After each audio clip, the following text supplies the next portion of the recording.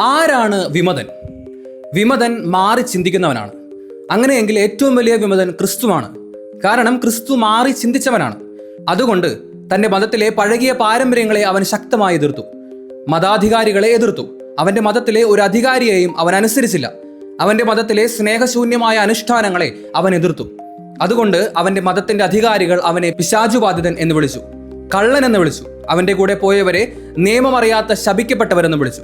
അതുകൊണ്ട് ഏറ്റവും വലിയ തെമ്മാടിക്ക് കൊടുക്കാവുന്നതിൽ വെച്ച് ഏറ്റവും വലിയ ശിക്ഷ അവർ അവന് വാങ്ങിച്ചു കൊടുത്തു. ദേശാധികാരി പോലും ചോദിച്ചു, അവനെ കൊല്ലണോ? അവന്റെ മതാധികാരികൾ പറഞ്ഞു, വേണം, അവനെ കൊല്ലണം. കാരണം അവൻ ഞങ്ങൾ പറയുന്നത് അനുസരിക്കുന്നില്ല. അവൻ ജനത്തെ വഴിപിഴപ്പിക്കുന്നു. അങ്ങനെ ജനത്തിന് അഭിമുഖമായി കുരിശിൽ തറച്ച് അവർ അവനെ കൊന്നു. അങ്ങനെ മാറി ചിന്തിച്ചവൻ അനുസരിക്കാത്തവനായി, വിമതനായി, തെമ്മാടിയായി, കള്ളനായി, ശപിക്കപ്പെട്ടവനായി, പിശാചുബാധിതനായി, അവസാനം ക്രൂശിതനുമായി. എങ്കിലും അവനും അനുയായികളുണ്ടായി. അവർ പിന്നീട് മതമായി മാറി. ആ മതത്തിലും മതാധികാരികളുണ്ടായി, പുരോഹിതരുണ്ടായി. അവരിൽ കുറെ പുരോഹിതർ പറഞ്ഞു, നമുക്ക് ജനത്തിനോട് ചേർന്ന് അവർക്ക് അഭിമുഖമായി നിന്ന് ബലിയർപ്പിക്കാം.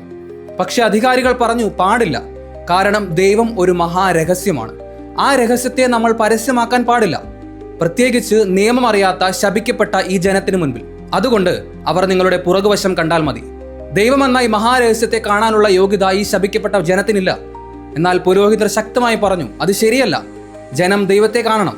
ജനം പറഞ്ഞു, ഞങ്ങൾക്ക് ഞങ്ങളുടെ ദൈവത്തെ കാണണം. അവസാനം ജനം ദൈവത്തെ കാണട്ടെ എന്ന് പറഞ്ഞ പുരോഹിതരും ദൈവത്തെ കാണണമെന്ന് പറഞ്ഞ ജനവും വിമതരായി, പിശാചുബാധിതരായി, അനുസരണമില്ലാത്തവരായി. എന്താണ് ഇവർ ചെയ്ത തെറ്റെന്ന് ഇപ്പോഴും മനസ്സിലാകുന്നില്ല.